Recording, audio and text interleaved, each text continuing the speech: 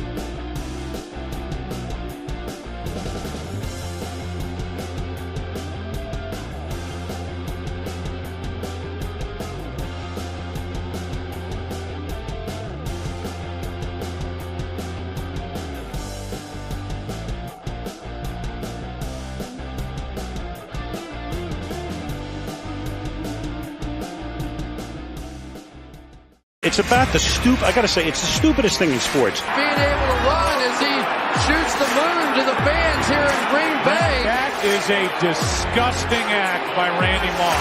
This is not Detroit, man. This is the Super Bowl.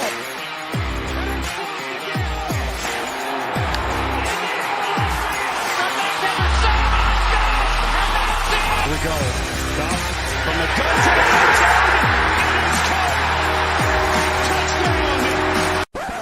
This is BS Sports. Good evening, ladies and gentlemen. We're back for another episode of BS Sports, episode numero ocho. I do know some Spanish. I took Spanish in high school, and the American education system would never fail me like it failed so many others, he said sarcastically. We got a great show. We got a lot going on here. So, the Pistons draft. We have the NHL draft. We have the corpse of Nick Maton finally optioned to AAA. We're going to talk all about it. Plus, I was vindicated for something that I said on last week's show, potentially. Nothing is confirmed, but potentially I could be vindicated for a clip that I uploaded to the channel and something, obviously, that I said on the show. No Seth again this week. He will be back, not next week because there's not going to be a show next week. He will be back, however, the following week. So just a few housekeeping rules. Next week, next Tuesday will be the 4th of July. I'm going to take that day off because it is a holiday for obvious reasons. We're going to take the day off. People are probably going to be busy anyway, myself included. So we will be taking a break, which means there's going to be a lot of things that happen in the meantime. It'll be NBA free agency. It'll be NHL free agency. It'll be the NHL draft. It'll be all these sorts of things. So we'll have a lot to come back and discuss, and Seth will be back with us. And I just got an alert from Bleacher Report. Okay, it's not anything particularly newsworthy as far as it pertains to the show. I just wanted to point out death of Ryan Mallett, quarterback. I'm going to be perfectly honest. I'm not that familiar with Ryan Mallett. He played some time ago. I was not really following the league at that point, but he passed away. Very sad for his family, for his people around him. Very sad to see. He's only 35 years old. Very, very sad. But getting into the meat and potatoes of the show. So, if you happen to catch my NBA draft reaction, the Detroit Pistons ended up taking Ausar Thompson, brother of Amen Thompson, and then trading up to take Marcus Sasser out of the University of Houston. They traded with Boston, I believe, to get to the 25th pick. They had the 32nd pick. They traded it to move up to 25. I think it was just a straight pick swap there. And it took Marcus Sasser, another guard. I think he is he's just positioned as a guard. He could be a shooting guard, a point guard. He's a guard. And like I said at the time, I was a bit underwhelmed. I kind of was expecting Troy Weaver to do a whole lot more. Going into the draft, he was talking about hitting home runs. He was talking about, he likes the long ball. He likes the big move.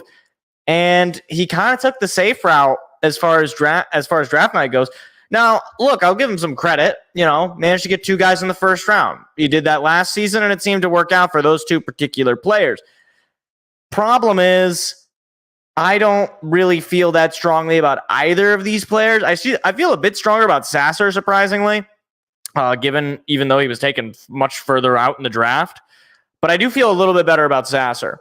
But before I get into my analysis of what I think this is actually signaling, or if it's signaling anything, got to talk about these players. So, Ausar Thompson was our top 5 pick. He is the guy that needs to hit. Marcus Sasser can kind of what's the word? Flop? That's the word I'm looking for. He can flop, and okay, you took him 25. The odds of him hitting relatively low.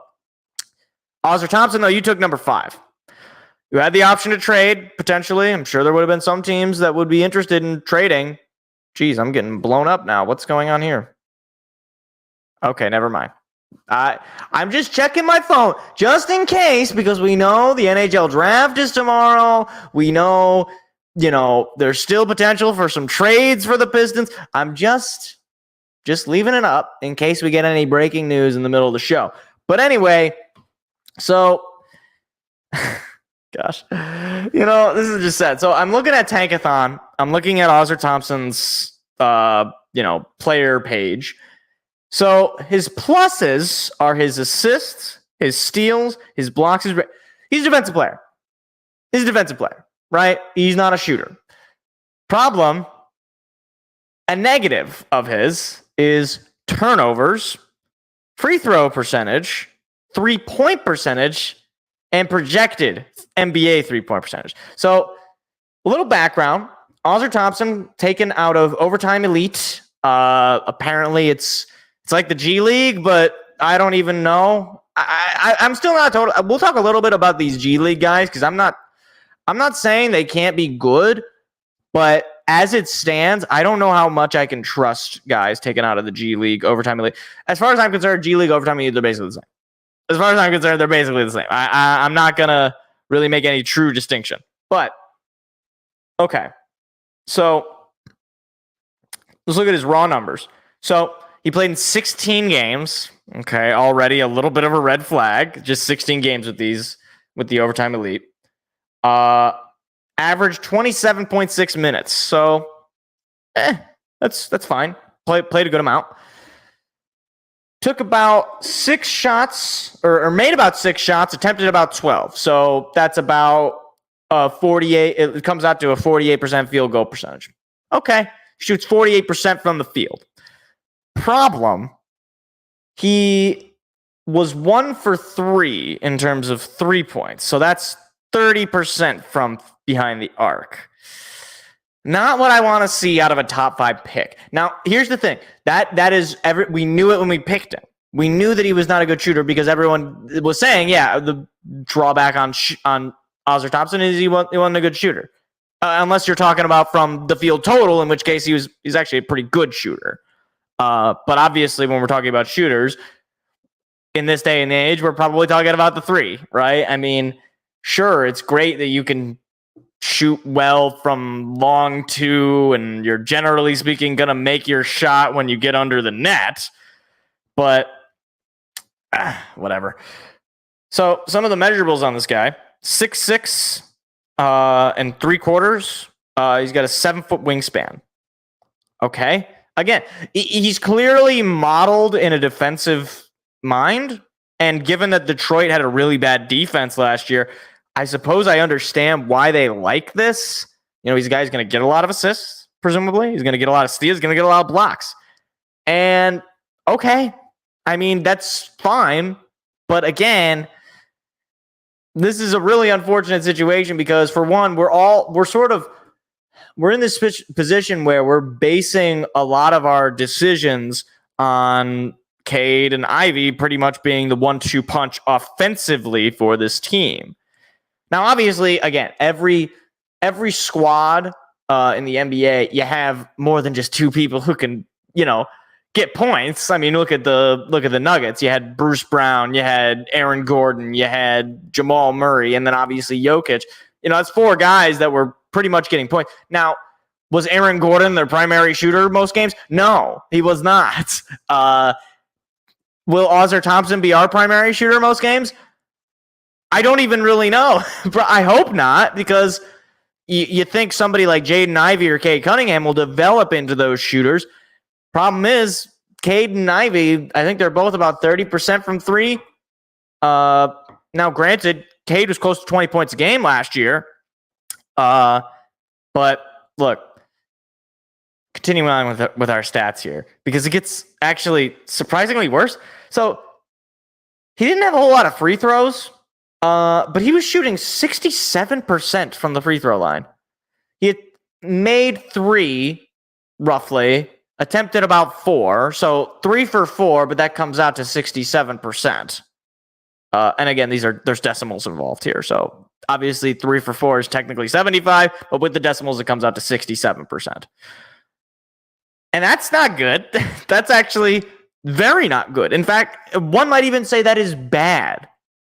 I mean, it's one thing, right, if you're, 7'5", right? Like a certain NBA prospect. And your free throw percentage is, 67. If you're Shaq and your free throw percentage is hot garbage. Okay, whatever. I don't really need your free throw percentage. I need your blocks. I need your steals. I need your dunks. Like that's pretty much what I need. This guy's not Shaq. Now, this could age terribly, but I don't think this guy is Shaq by any means.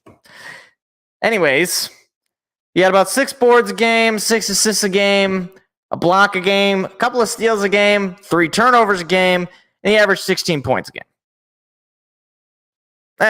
I mean, the thing is, he is 20 years old. He just turned 20.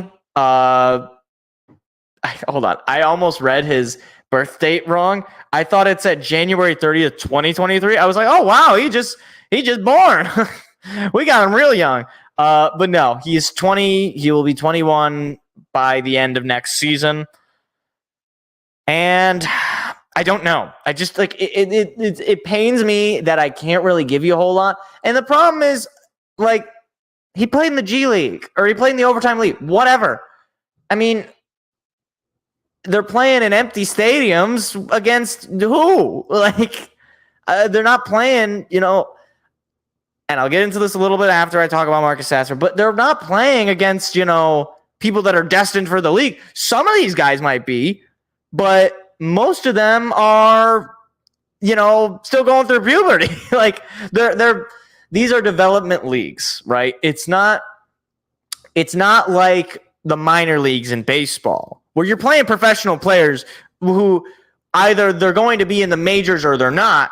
They were drafted and they're professional baseball players. They've either played in college or they were so good in high school that they said, F that, I don't need college. I'm just going to go play, I'm just going to go play the pros. And even a bad minor leaguer is way better than a high school player. Your average high school player would get shellacked by a minor league player. In the same way, a college player would probably shellac most of these overtime elite G League guys, especially if they're good. I mean, look, obviously you'll say, oh, well, actually, Ausar Thompson is way better than, Gabe Brown or whoever he used to play for Michigan State. Okay, maybe he is, but when Gabe Brown was playing college ball, Ausar Thompson was like 15. And I think at that point, Gabe Brown would have probably destroyed him. I don't think it would have been particularly close.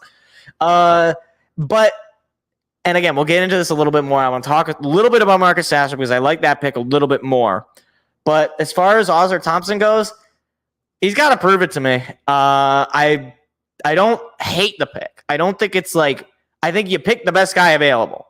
And by all metrics, it seemed like this was the best guy available, the most quote-unquote NBA ready. He was a pretty much consensus top 5 pick, and we got him number 5. Okay. I mean, I don't know what I don't know. He could be really good. He could be a defensive monster. He could be, the next, dare I say, Draymond Green. He could be the next, perennial all defensive player of the year kind of guy. Or he could be nothing. Because as it stands, the other point is he's a shooting guard or small forward. That's what he's listed at here on Tankathon. Now, I don't know that we're going to play him as a small forward. I certainly don't know if we're going to play him as a shooting guard because, again, 30% from 3. He can't shoot. So I suppose we'll put him as a small forward, I guess. I don't know. He's not really that small. I mean, 6'6" and 3/4. It's not, I guess it's not huge, but it's not, he's not Isaiah Thomas out there. Not the Pistons Isaiah Thomas, although he was also pretty short. Point is, if this was the pick that I guess if they were going to take the pick, I suppose I would have wanted this. Although I personally, like I said on the draft night, I would have rather they traded out of the pick, maybe gotten a player, maybe taken somebody a little bit later in the draft. Even if, maybe it wasn't going to work, you'd come away with an established NBA player, a new young talent to potentially develop, and then whatever you took at 32 or 31. I don't remember which one we picked, if it was 32 or 31. I think it was 31 because there's 30 teams in the NBA, and we were the first pick of the second round. Which is ironic because we were the 5th pick in the first round. I'm not salty at all. But I got nothing else to say really. I mean, we'll get into these overtime elite guys. I just want to talk about Marcus Sasser real quick. So Marcus Sasser, this is a college player, and he's got a bit of a resume. Okay, he played 4 years in college, so he's not a child. He in his career in college played 107 games, averaged 13, 2 boards, 2 assists, 40% from the field, close to 37% from 3, 82% from the free throw line. Again, not lights out numbers, but at least an adult, right? At least not, somebody that is going to take, 3-4 years before you even really know what you got. With this guy, I mean, you pretty much know what you got within the first year. I mean, you might get another year, maybe 2, and then you'll know. But look, the other thing too, though, this guy has a resume. Like I said, he was an AAC All-Freshman. He was an AAC Player of the Year this past season. He's 2-time All-AAC, Consensus All-American, NCAA All-Region. Whether or not you want to take that for what it means, this is a guy who has a resume. He's got some accolades. He was successful in the college level. And he's 6'1", 190 pounds, a little small. But he plays the guard position. I don't really know what his role is going to be specifically, other than he's a body. And I guess he's basically the potential replacement for Killian Hayes, who, by the way, Troy Weaver drafted. So I don't know. I guess this is probably the signal that, okay, the Killian Hayes experiment didn't work. We're going to try out Marcus Sasser. He's older for one than Killian was when he jumped in. He's going to already have a presumably good head coach in Monty Williams. And again, he wasn't terrible. Now, again, can't shoot from 3, so he's not a shooter. Okay, fine. He can be a point guard off the bench, I guess. I don't know. He's not a shooter. But he's last year he was about a 16 points a game guy. And I imagine that probably translates about probably like fine. He's probably around there, potentially his rookie year. And I'd be stoked if he was there at his rookie year. But I mean, realistically, maybe you drop, plus or minus probably more minus 4 points and, go from there. But again, I don't really know what the strategy is because last year you drafted a guard and a center. Okay. Year before that, you drafted a guard, Cade Cunningham. Okay. Year before that, you drafted a guard in Killian, and you drafted a center in Isaiah Stewart. And I think Sadiq wasn't a guard. He was a shooter. I think he was a shooting. I don't know what he was. I'm looking it up. I'm looking up what position he was listed as. Sadiq Bey. He's a small forward. Okay. I thought he was a shooting forward. Okay. Small forward. Okay. So, I don't know. Right now, I don't even know what our starting five looks like. Well, for one, the offseason isn't over. I don't know if we're going to trade Bogey during the offseason. I don't know if we're going to trade Killian during the offseason. I don't know if we're going to trade Stu during the offseason. I don't know what's going to happen. But as it stands, I guess my thought would be the starting five is going to be Duren, Cade, Ivy, Ausar, Bogey. I don't know. I don't know. Because if Bogey's gone, okay, I guess depending on what we get back, maybe Cam Johnson, maybe Draymond, maybe Kyle Kuzma. I don't know. That's the problem, is that it's not like it's very clear to me. And my thing is, with any of my sports teams, I like clarity, whether it's good or bad. Okay? So, Red Wings, there's some level of clarity as to what we're trying to do. Okay? We're adding talent to the draft. We have a loaded farm. We've gotten a lot of draft capital, presumably with the mindset that we're going to use this draft capital to get an established player because we can't win in the lottery. Okay. The Lions, okay? We draft dogs. We draft football guys, according to Brad Holmes. We draft guys who have, high motor, high ceiling, we don't care about injuries. If they come in injured, that's fine. We draft guys that fit a system. With the Tigers, it's a similar kind of thing, although it's still not really, set in stone because Scott Harris just got here. We're drafting guys who are high on base, low strikeout. Theoretically, that's the idea. High on base, low strikeout, right? That's pretty much the idea. With the Pistons, trade for draft busts, James Wiseman and Marvin Bagley. Draft guards, mostly. Look, the thing is, it's not like we're drafting bad players. Okay, that I want to get that out of the way. I don't. Most of these players have been pretty good, actually. Isaiah Stewart was an all-rookie. Sadiq Bey was an all-rookie. Cade Cunningham was an all-rookie. Jaden Ivey was an all-rookie. Jalen Duren was an all-rookie. Basically, every guy we've drafted was an all-rookie, except for Killian Hayes. And I have no doubts. Ausar Thompson will probably be an all-rookie, at least second team. I don't know where Marcus Sasser will be.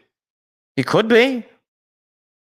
But I don't know how we mold these guys together is my problem. Because you're not going to go out there with 5 guards on the court, right? You're not going to go out there with Ivy, Cade, Sasser, Ausar, and, Duren. You're not going to do that. You're not going to have a 4 guard and a center. Nobody wants to shoot.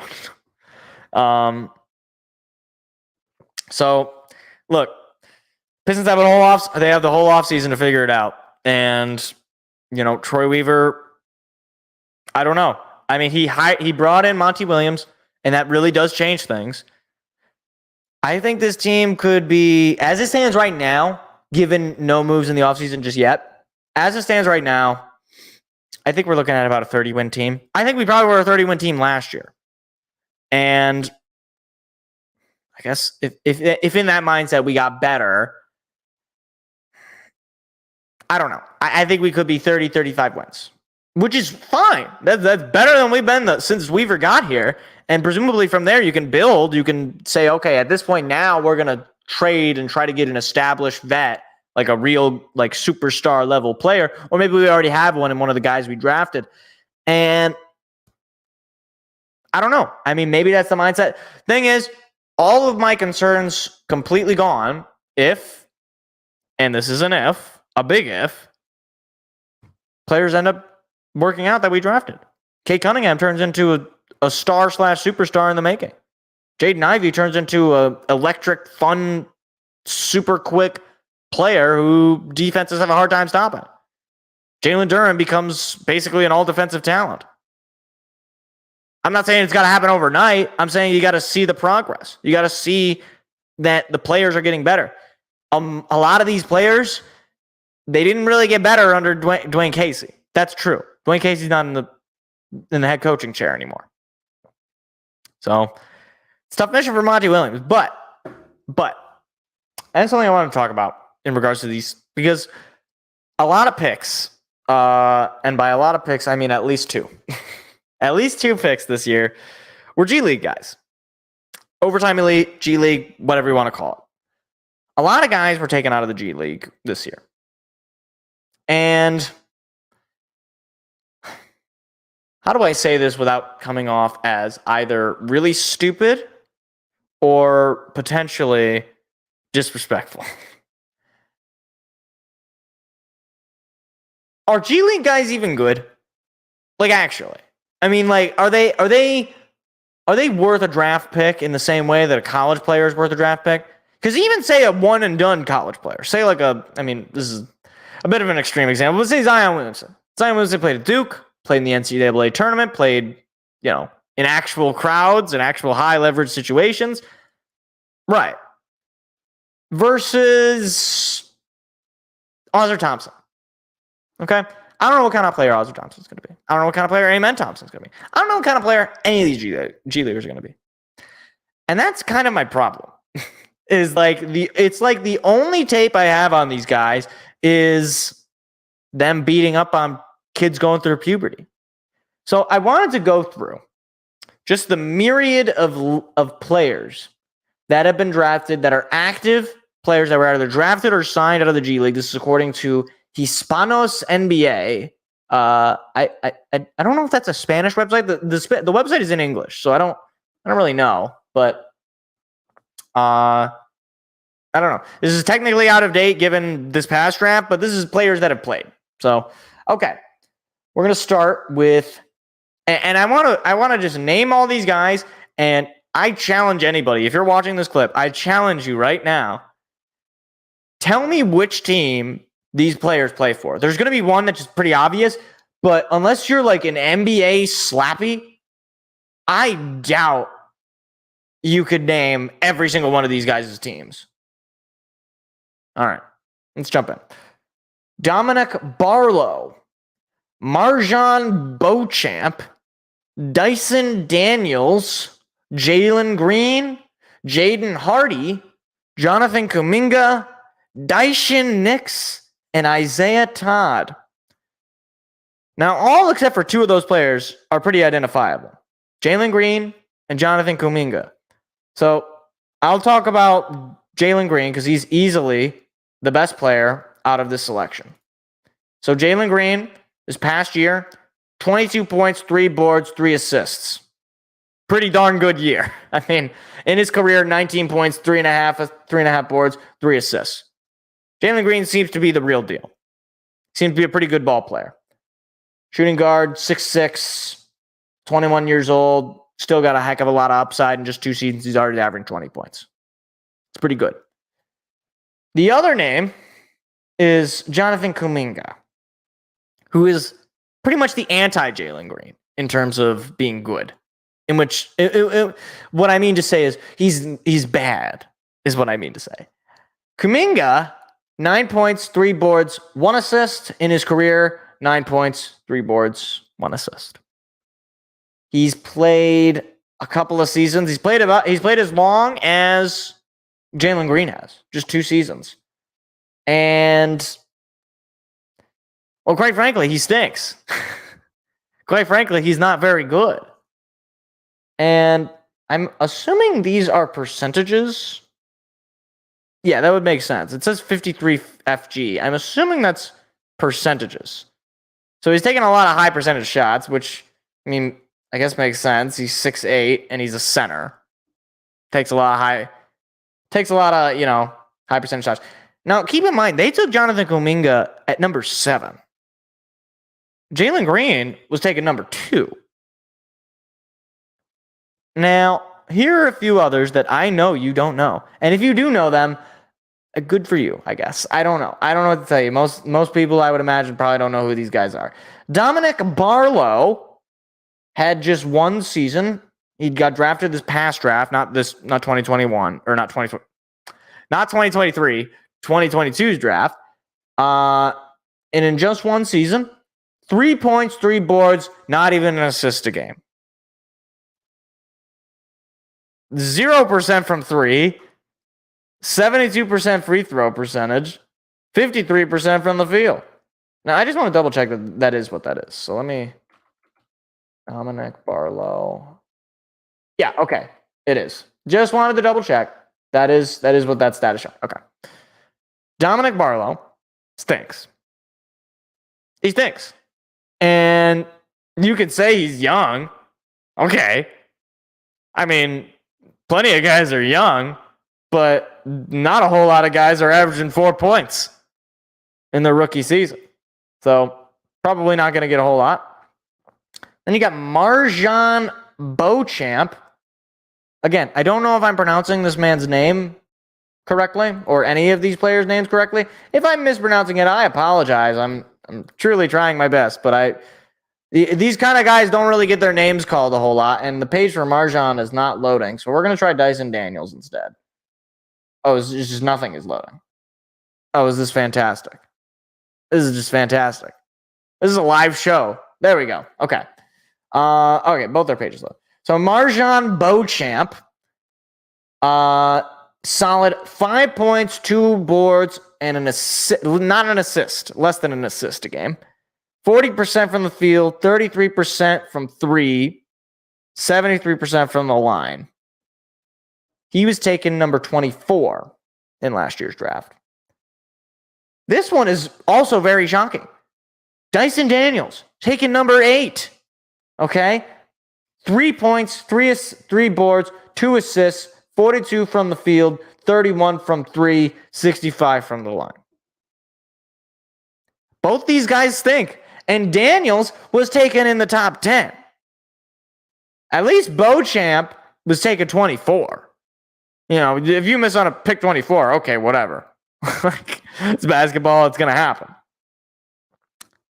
But then we got one Jaden Hardy. And he's one of the better ones, okay? 8 points, a board, an assist. 44 from the field, 41 from 3, 82 from the line. He's one of the better ones, okay? And he also sucks. Maybe he has a little bit more upside, but he for all intents and purposes, he's not good. And he was taken 37, to be fair. We already talked about Kuminga. Daishin Nix. Daishin Nix has played a couple of years, and what do you know? He stinks. 3 points, one board, two assists, 34 from the field, 28 from 3. That is less than 30%. That means less than 1 out of every 3 shots he takes from behind the arc, he is making 65% from the free throw line. And that is, by the way, in 2 years' time. That is not, it's not like it was just a bad rookie year. He's out of Houston. He was taken undrafted. So they just signed him. Fine. And finally, Isaiah Todd, who, I mean, bless the man. He's an NBA player. God bless. Because he is making more money than I maybe will ever see. And He's doing it while averaging 1.5, 2 boards, not even an assist a game. 17%, 1-7 from the field, 10% from the field. He could take 100 shots from 3, and he would make 10 of them. 100 shots from 3. Professional basketball player Isaiah Todd for the Washington Wizards out of the G League from Baltimore, Maryland, would make 10 of them. I cannot stress. This is a professional basketball player who was taken out of the G League. And my whole point is not to expose all of these numerous players that have not worked out in the NBA out of the G League. My point is not to embarrass them. My point is simply this.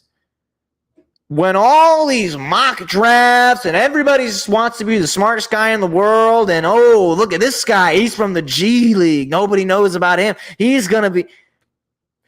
We got one solid example of G League success in the NBA. One.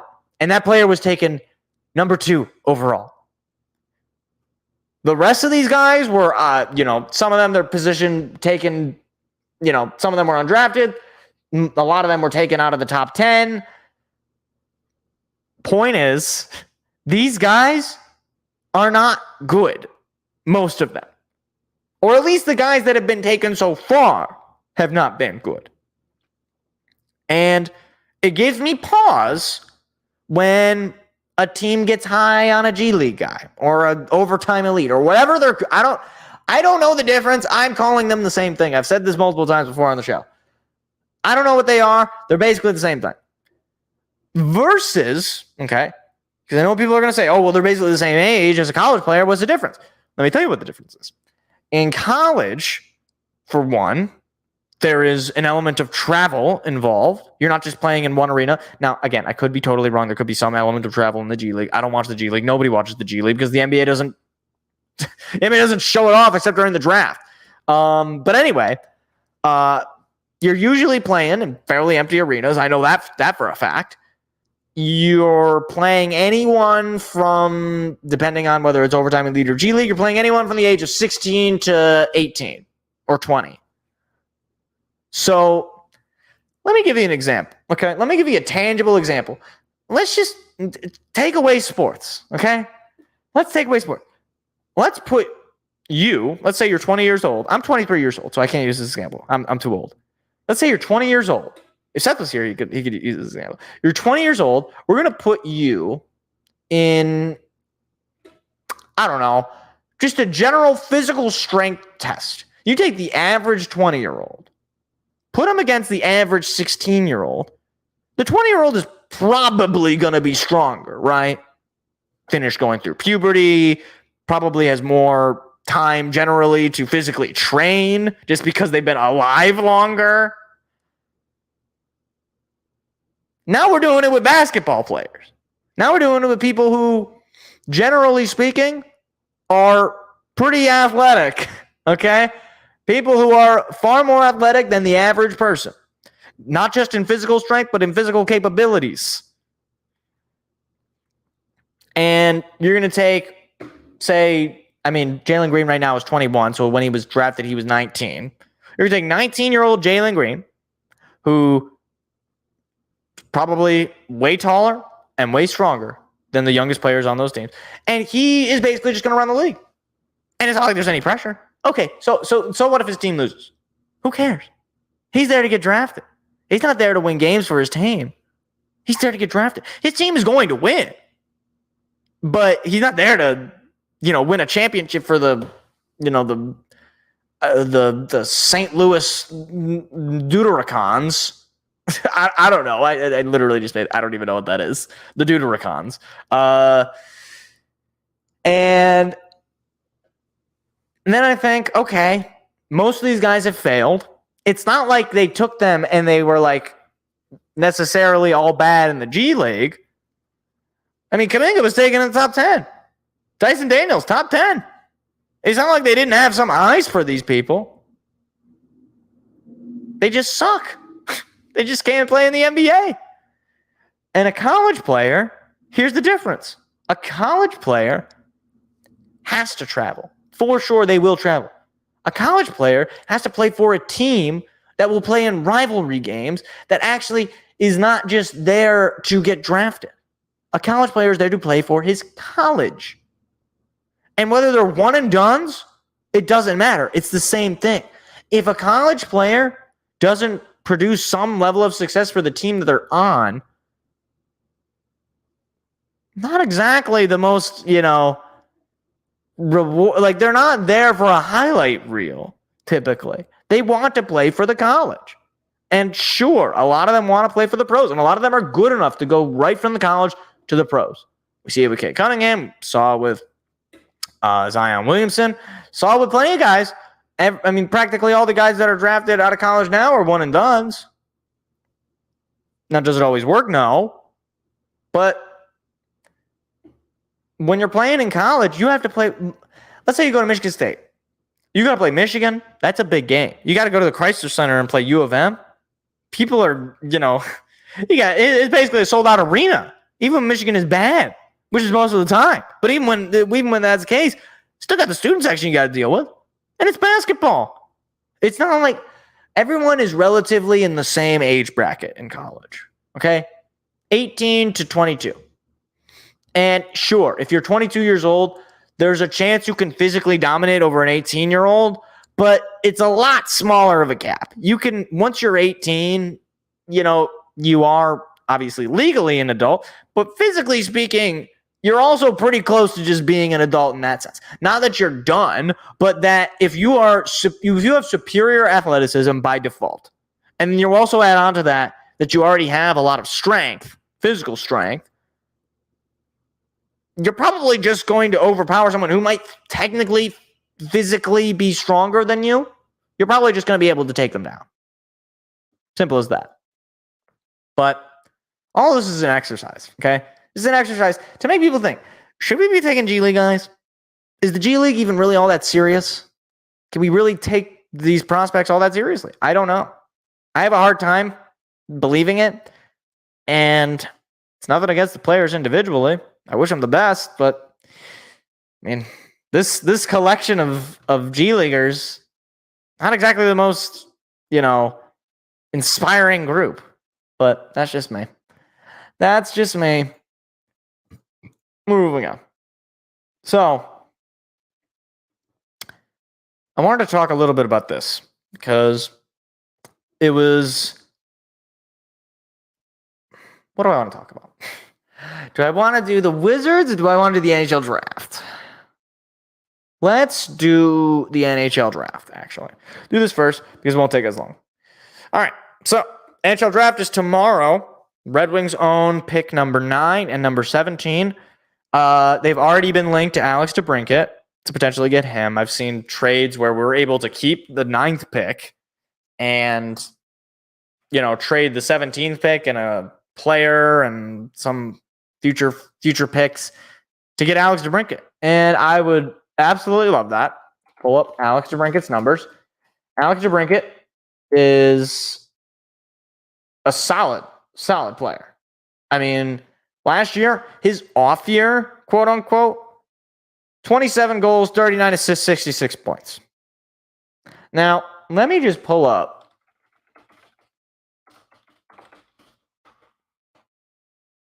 2022 roster. 2022, 2023. Okay, this is last season. I want this season. Okay. So, again, remember that number. 66 points, 27 goals, 39 assists. Okay? Let me see if I can find. Okay. Dylan Larkin was our best player with 79 points, 32 goals, 47 assists. It was a great year for Dylan. Our second best player was David Perron, 24 goals, 32 assists, 56 points. That is less than Alex DeBrincat. He would immediately be at least as good as our second best player.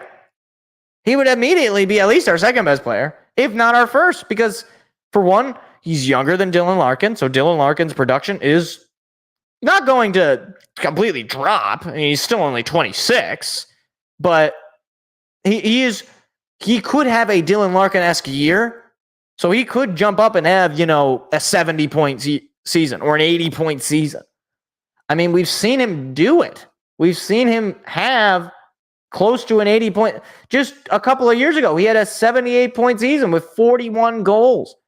I mean, this is only 2 seasons removed from a 40-goal year. And he had a 40-goal year when he was, 21 years old, had 76 points. He's a guy that would be absolutely, if not your best player. And does that mean you're going to win a Stanley Cup? I don't know. Probably not. But it does mean that you're in the playoffs. It does mean you're in the hunt. It does mean you have an all-star not named Dylan Larkin. And I'm all for that. So, yeah, we've been linked to him, and I think that would be the move. I don't know when we're going to do it. If we're going to do it tonight, if we're going to do it tomorrow, if we're going to do it during the draft, I don't know. Point is, that's the guy I would like to get. If not, get a better player. I don't know, or get 2 players. I don't know. Go for broke, Stevie Y. Just go ahead and get us some players. Now, the player I wanted to mention as far as this draft goes, because we're not getting Connor Bedard, and it's Connor Bedard and Adam Fantilli as far as the top 2 picks go. However,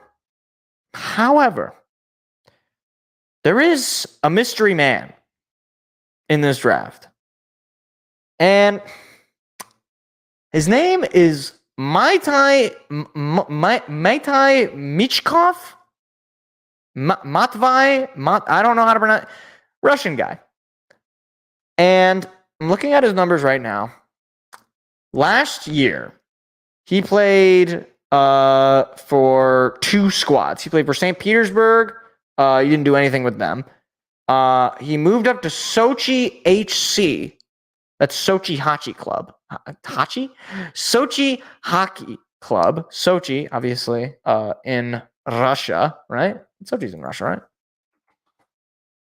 Maybe in Russia. Okay. I didn't want to be stupid and just totally, buff that. But Biff is the word I was looking for. He played 27 games last year with them. Had 9 goals, 11 assists for 20 points. That's pretty good. That's actually very good. 20 points in 27 games. I mean, it's close to a point a game. And 9 goals over that span. He was a +1 player. Not if you care about plus or minus. I really don't. And his first season in the KHL, I mean, he wasn't terrible, but 13 games, 2 goals, 3 assists, 5 points. It's not terrible for, a 17-year-old. So the thing is, with this guy, nobody knows anything about him other than his stats and the highlights that we've seen, because nobody can go see him. Because as we all know, he is in Russia. And I don't know if you've been living under a rock, but Russia is having a little bit of an altercation right now in terms of geopolitics. I'm not getting into that particular, but Russia is a little busy, I would say. And look, he's right winger, he shoots left, 5'10", 172 pounds, 18 years old. And look, take mock drafts for what you will.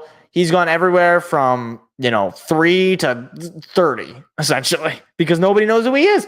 And nobody has been able to live scout him. All we know is 27 games, 9 goals, 11 assists, 20 points. And from what I've been told, I'm not a major hockey guy, but from what I've been told, he's been the biggest Russian prospect since, Alex Ovechkin. I don't know if you've heard of him. One of the best hockey players of all time and a Stanley Cup champion and, however many millions of trophies and awards he's gotten. I'm not saying sell the house to get this guy. I am saying if he's available and you can make a deal, why not trade up for him? Why not? I mean, you're not getting him next year. You won't. He will play at least another year with the KHL before you attempt to buy out his contract potentially and get him in 2024, 2025. I could live with that. I mean, I could live with that, honestly. I really could. Like, it's not like supremely terrible to be in that position where, you know, you go out and you trade for DeBrincat. You make the playoffs. You have this guy waiting in the wings for the following season where now you're going to have a line of, you know, you're going to have I'm not going to say a line because I don't know how Lalonde is going to line up these guys in terms of who goes where. But you're going to have a squad of guys like Dylan Larkin, Michkov, Mo Sider, Lucas Raymond, Simon Edvinson, Marco Casper. Again, a lot of these guys are prospects. A lot of them don't have a whole lot of NHL time. But if most of these guys hit at least at a decent level, like they're not terrible players, they're you know, maybe 20 goal scorers, maybe even higher than that. We don't know what Marco Casper seems to be a potentially really good player. Same with Simon Edvinson, but we don't know. We don't know. And this is the guy, if we do make the pick at 9, which I'm not fully on board with, I would rather we use those picks in any way to trade if we have to. If you can get DeBrincat while keeping 9, fine by me. Now, if you want to go get, you know, Austin Matthews or Kyle Connor, well, okay, maybe go ahead and do that. But look, DeBrincat seems to be the most likely. I mean, the rumors about it are just constantly swirling. So he seems to be the guy. But yeah, again, if you can get my Ty Michkov, if you can get the mystery man from Russia, not going to hear any complaints from me. So we will wrap up our brief hockey moment. Talk a little bit. Do we want to talk about Washington or do we want to talk about Nick Maton? This is a tough one. This is an actually pretty tough thing for me. I guess I can briefly talk about the Wizards because I just don't really know what they're doing. I'm going to open up these links here. So, since we last met, things have happened for the Wizards. So, last show, I talked about the Bradley Beal deal. Wasn't a big fan. Since then, they have made 2 of the most boneheaded trades I've ever seen. First one we'll talk about. Kristaps Porzingis in a 3-team trade. So, let me see if I can get the actual trade details. Okay. As part of the swap, veteran guard Marcus Smart will head from Boston to Memphis, while the Wizards will get Danilo Gallinari and Mike Muscala from the Celtics, with Kristaps Porzingis going to Boston. So, if I can, Grizzlies will also send a first round draft pick from 2023, number 25, to the Celtics, and 2024 to the Celtics. That 25th pick ended up being traded to the Pistons for Marcus Sasser. And Washington acquires the number 35 pick from the Celtics in this season. So they already used it. I don't know what they used it on, but they used it. Okay. So I'll try to diagram this. Kristaps Porzingis goes to Boston. Okay. Washington gets 2023 number 35 pick from the Celtics and Gallinari and Muscala. So they get 1 pick. I think that's correct. Let me see if maybe the Woj tweet gives more details. It doesn't look like it. I think that's everything. Okay, this is a pretty weird trade. But this trade was very not good on the surface. You lose, Porzingis, who, granted, not a guy who can stay healthy. But when he's healthy, he's a pretty good player. And you gain the number 35 pick and Danilo Gallinari and Mike Muscala. Okay, let me just pull up Danilo Gallinari. Just pull him up. Okay, he's a decent player. That's his prime, and he didn't play last year. But in his career, 15 points, 4 boards, and an assist. Okay, well, you know what? Maybe you got what's his name? Mike Muscala. Yeah, you got Mike Muscala. Yeah, let's see. Well, he had 6 points, 3 boards, and less than an assist a game. Okay, well, all right. You know, maybe we didn't get too much out of this trade. Okay, that's fine. Let's see. We're going to trade Chris Paul. Of course, we're not going to keep Chris Paul. We're not going to pay him. So we have him in our book. We have him in our system. Let's trade. Let's see what we can get. Okay. The Warriors call. They say, hello, we like Chris Paul. And Washington says, sure, what are you offering? And they say, well, we don't really like Jordan Poole that much. And what do you think of a first rounder in 2030 and a second rounder in 2027? Absolutely. We'll mark it up now. What? I'm sorry what an absolute nonsense of a sell. And people, I'm sorry. If you think the Warriors overpaid 2030 first round pick, 2027 second round pick for a player they're going to have for 1 year? No. You couldn't, as the Wizards, get a first round pick in this decade? You had to wait until 2030? How long is this rebuild exactly supposed to take? Because I heard some people, you're rebuilding, you're grabbing stock, and you're grabbing. Excuse me, what are we waiting until the turn of the decade to be able to be a winning team? Oh, well, maybe you can trade it. We don't even know what kind of pick it'll be. Like, how do we know that the Warriors aren't going to be good in 2030? We don't. It's so far down the line. None of the players on the Warriors now are going to be on the Warriors in 2030. They could have totally rebuilt their team and still be a powerhouse.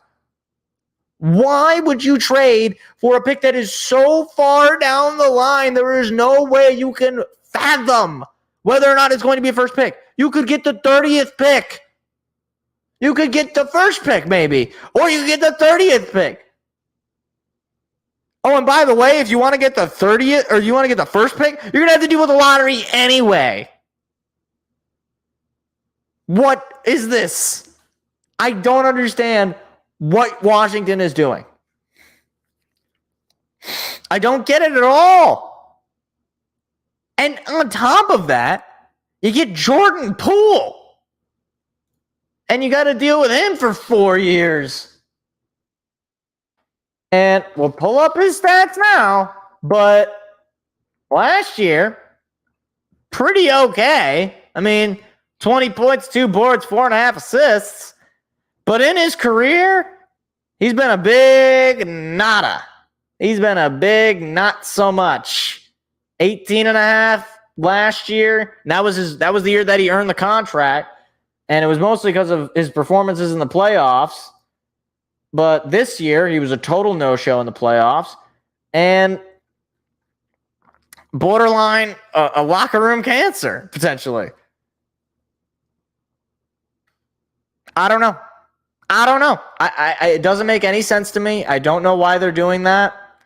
But clearly they didn't think they could get anything out of Chris Paul. And I suppose it's quote-unquote better than nothing. I don't even know about that. I honestly don't even know. It could be about as good as nothing. I don't know. But, yeah. So, Washington, just wanted to check in. Make sure you're okay. Nobody's holding you hostage? No, none of that is happening? You're good? Okay. Just want to check in. That's what I'm here for. Speaking of checking in, we got to do a little Tigers recap. I'm about to turn the Tiger game on right now, actually, because they are, in fact, playing a baseball game, and they ended up winning yesterday. So I'm in a bit of a happier mood with the Tigers. But Sunday against the Twins, Nick Maton, the single worst baseball player in baseball, basically lost the game. Through an error in the late games that tied it up, Twins ended up winning the game in extra innings. Now, I think I need to do a deep dive on Nick Maton. And this is going to be shocking for some people who don't watch Tiger baseball. Nick Maton, in many ways, one of the worst baseball players ever born. Ever.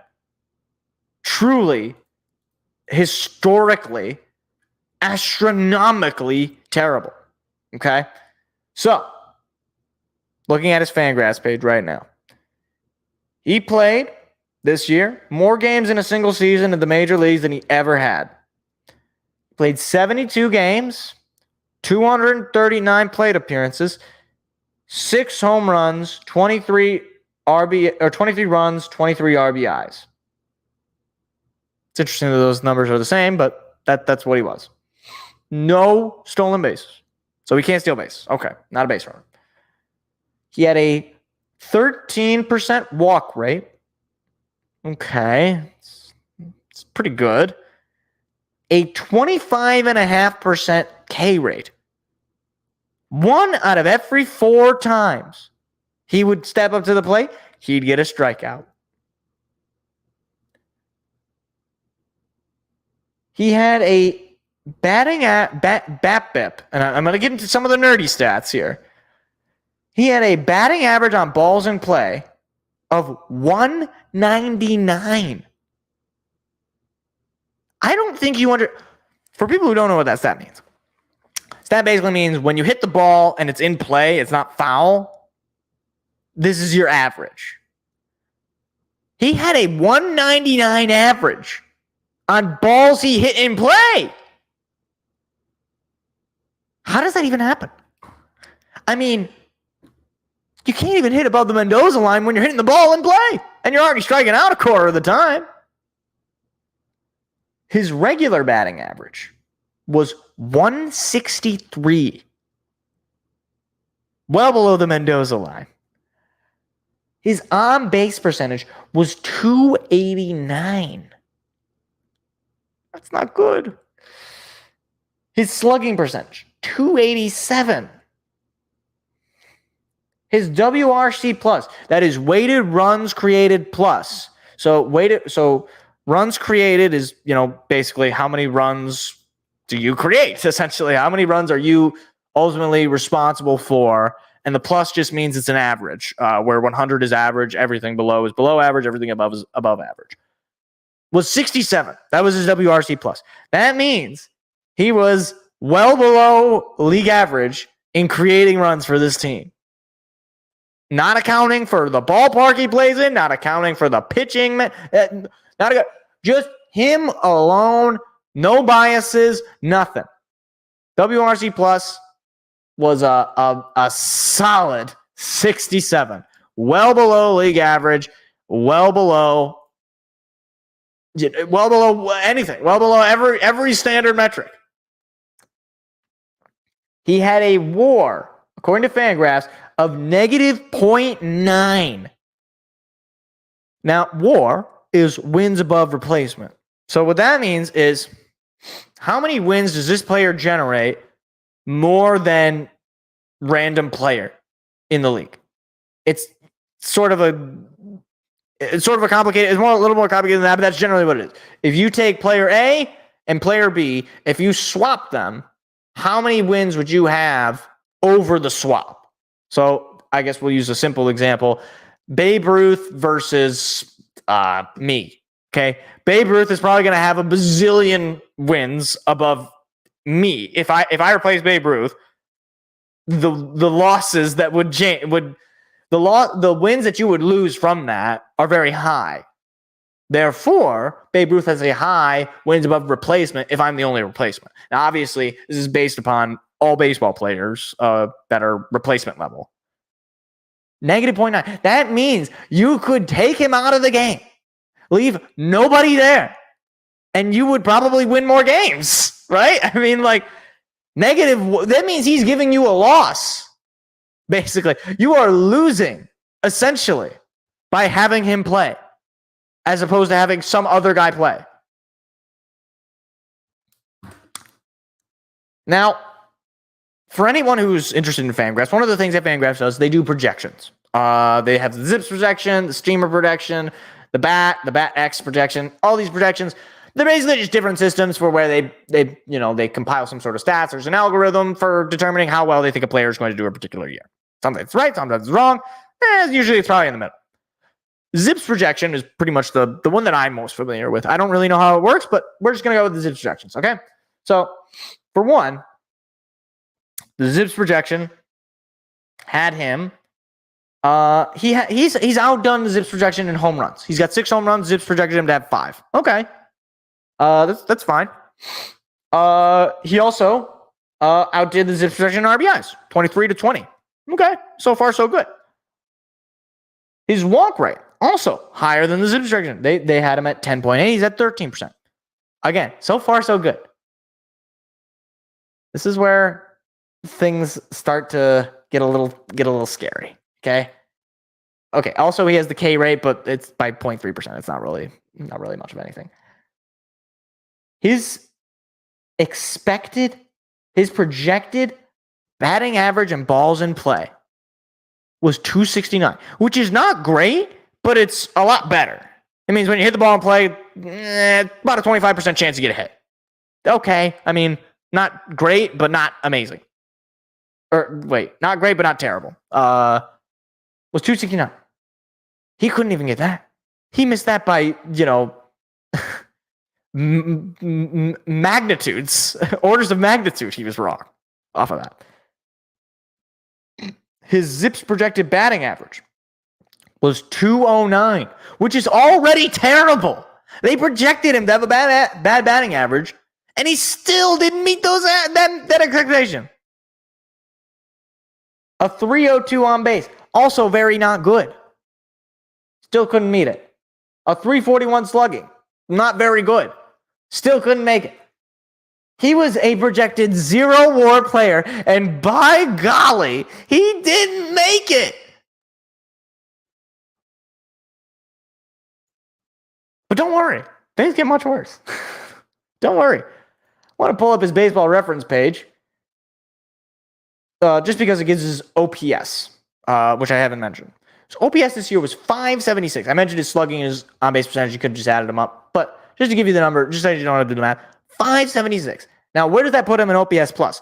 Now, it's the same principle as WRC plus. It's just OPS, but averaged out. And the average is 100.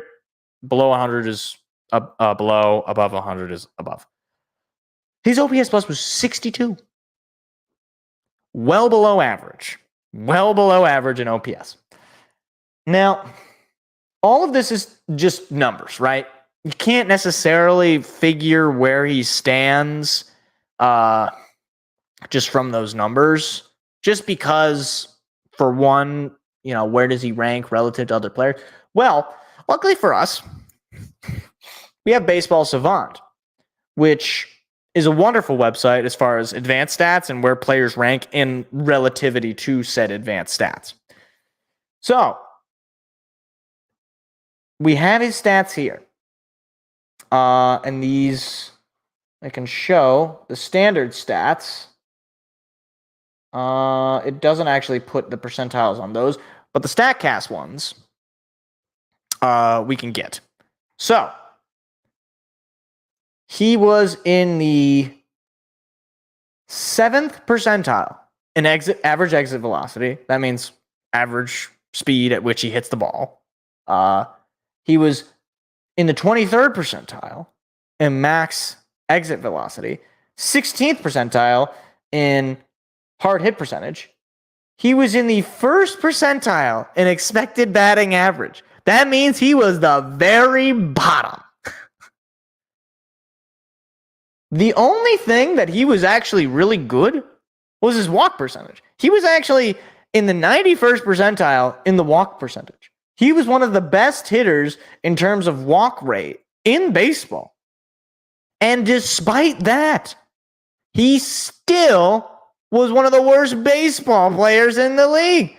He was in the bottom 7% of the league in exit velocity, the bottom 1% of the league in expected batting average, the bottom 8% in expected slugging, the bottom 5% in WOBA, the bottom percent of ex-WOBA bacon. I don't even know what that is, but he was at the bottom. All of this is to say, Nick Maton was bad, and he played for the Tigers for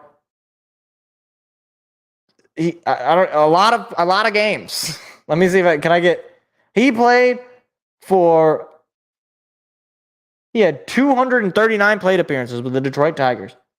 And that was what he hit. Those were his numbers. Can't make it up. You can't make it up. So, okay. I don't know.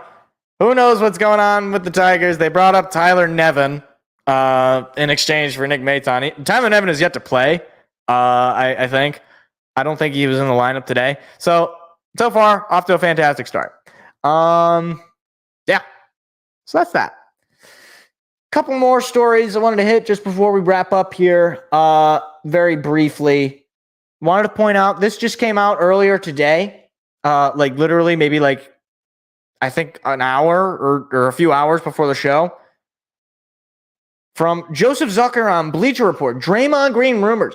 Blazers, Kings, Pistons, quote, expected to pursue Warriors power forward. I said it on the show last week. You can watch the clip from last week. Said the Pistons, it could be a team that lands a big name free agent. And what do you know? They're in the mix to get Draymond Green. And I said, I don't want Draymond Green. It would be a disaster. I stand by that. So I hope they don't end up actually doing it. But the very fact that we're in the mix at least tells me that Troy Weaver is thinking, okay, we want to hit on someone. So we're doing our homework. We're going to look at all the free agents that we could potentially go get. And Draymond Green, sure. Yeah, you want to go check it out? Fine. I suppose it's not a bad idea just to do your homework. But, yeah. I don't know where he ends up. Probably not going to end up in Detroit.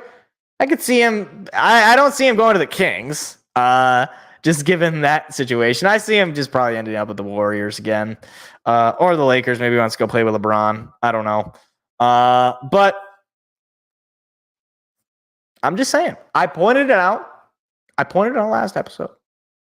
I'm just saying. So I want to also point this out very briefly. 20 years ago yesterday, I think it was. 20 years ago yesterday, the Detroit Pistons made a draft pick. They did. And many of you probably don't know what said pick was. But that pick was for one Darko Milicic. Oh, okay. Hold on. Wait, we got breaking news. Alec Burks staying in Detroit. Pistons plan to pick up Burks' $10.5 million option for next season. Great. Okay, well, I guess we got breaking news. I'll briefly talk about Alec Burks. So we're going to keep Alec Burks around for whatever reason. Alec Burks last year, 12 points, 3 assists, 3 boards, 2 assists, 43% from the field, and 41% from 3. He was okay. He was fine. He's a journeyman. He's a veteran of the league. He's fine. Not offensively bad, but not great. But we're picking up his option. So it was a club option, and we took it. So I don't know. I guess we see some sort of value in him as a bench player because he's certainly not a starting 5. Okay, fine. Alec Burks staying with the Pistons. But back to Darko. Back to more important matters. The Detroit Pistons took one Darko Milicic, who is arguably the biggest draft bust in the history of draft busts. He might arguably be the most unsuccessful top 5 pick in NBA history. Because he wasn't actually picked just top 5. He's picked top 2. He was the second overall pick. The Pistons took him in 2003. And that wasn't even the Pistons pick. That was actually the Memphis Grizzlies pick who traded that pick to us. So we had acquired that pick. It wasn't our pick. We were good in 2003. We weren't in the lottery. Now, I know this is hard to believe, but the Pistons at one point in history were actually a very good basketball team. In fact, they won a championship the year after they drafted Darko.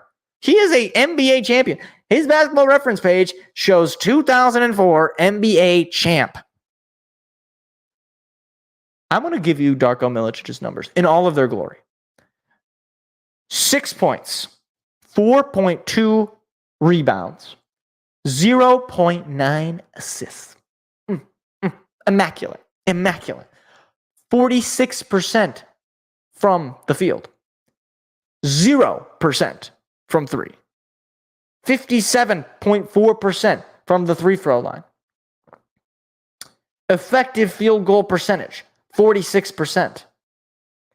Player efficiency rating of 12.3 and a win share of 7.1. He played for 10 years. 10 years he played in this league. He played in Detroit for 3 of them. He was traded in 2005-2006 to the Orlando Magic, where he spent the rest of that season, the whole of the 2006-2007 season. He was then picked up by the Memphis Grizzlies, who kept on to him for a couple of seasons. That offseason, they traded him, or I don't know, maybe he was picked up by the New York Knicks, who in the middle of that season traded him to the Minnesota Timberwolves, who had him for 3 years. That was the longest stint that he had with a team, was 3 years. And then in 2012, 2013, he played with the Celtics. And he played only 1 game with the Celtics. Most of the time, he didn't play more than half the season. He played the most games he played in a season was 80 when he played for the Magic. And that was also probably his best year. But look, it's a historic day. 20 years ago, Darko Milicic became a Detroit Pistons legend and just a overall NBA legend in my mind, because I don't think I've ever known a player since Darko that has failed in such hilarious fashion. Because some guy, maybe you say like Greg Oden or Kwame Brown. This is a guy who, he was a Serbian player, obviously, with Darko Milicic was his name. So he was not like somebody that people knew about in college or anything. He was just this, he was essentially what, he was like a mystery man. He was like Michkov. He was a mystery man. People heard about him. He was dominating in Serbia, and Joe Dumars is he's gonna this guy's the real deal. You don't know. We got a steal here. And he was not. And the worst part about it, basically every player taken around him was a Hall of Famer. Obviously, LeBron James was taken number 1 that year. We weren't going to get LeBron James. We could have traded our entire team that year. Probably still wouldn't have gotten LeBron James. And I probably wouldn't have advised that because we won a championship the year after. So, although LeBron did murder Tayshaun Prince a few years later, so that was not good. But after Darko, the draft. Let me pull up that draft. This is probably one of the greatest drafts in NBA history. Right after Darko was Carmelo Anthony. I don't think we should have taken Carmelo Anthony. I think it would have worked out terribly. After that was Chris Bosh. I do think we should have taken Chris Bosh. Chris Bosh was one of the best defensive players of all time. He was a multiple-time NBA champ, multiple-time All-Star, All-NBA. Guy was a stud. Okay, 8.5 reboards a game. 8.5 boards a game.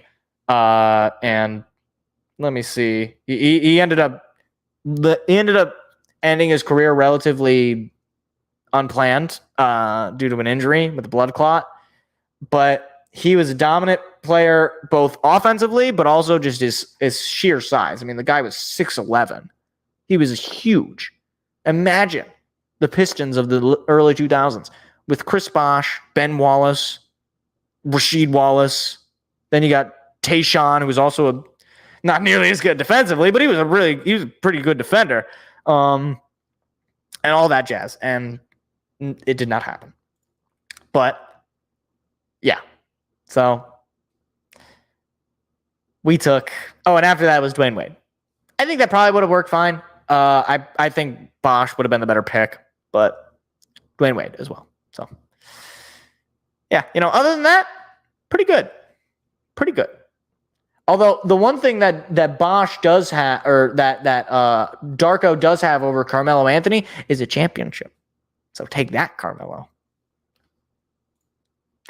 The only other thing I want to talk about briefly, the Lions revealed their new alternative helmet. If you want to see it, you can just look up Lions alternative helmet.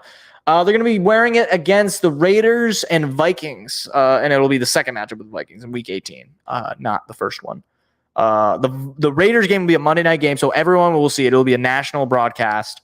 So that I think it's a great helmet. It's the blue with the old school logo from like the 60s or the 50s. I don't know. I get different answers depending on the source. But yeah, I thought it was a pretty cool look. And I'm looking forward to seeing them wear them. Unfortunately, they're going to be matched up with the gray jerseys, which is my least favorite Lions jersey. But it's a cool helmet. And I hope it stays around for, more than just this season, because I think it's awesome. And I like that they're embracing that classic logo, because I think that's definitely their best logo. And not necessarily that they need to just go back and use that logo now, but perhaps they can use it as an inspiration for their future rebrand, which is supposed to be next year. So, yeah. But a little bit of a longer show than I thought it would be today. But that is where we're gonna wrap it up. We're gonna hit the end here. So, like I said at the beginning of the show, no show next Tuesday. I was gonna say Thursday. I don't know why I would have thought that. No show next Tuesday because it's the holiday, and Seth will be back, and that will be July the 11th. So July the 11th will be back. Seth will be back. Things are gonna be back and ready to go. And Jonathan Scope just got a base hit. Look at that. And Javi Baez is going all the way to third. Oh wow! Look at this. Oh, the Tigers. Things are getting interesting. I'm going to go ahead and watch the Tigers game. Hopefully they can win, and then they would at least split the series. That would be just a miracle. But, yeah, that's going to do it. Hope you enjoyed the show, and I will see you all in a couple of weeks. Goodbye. Adios.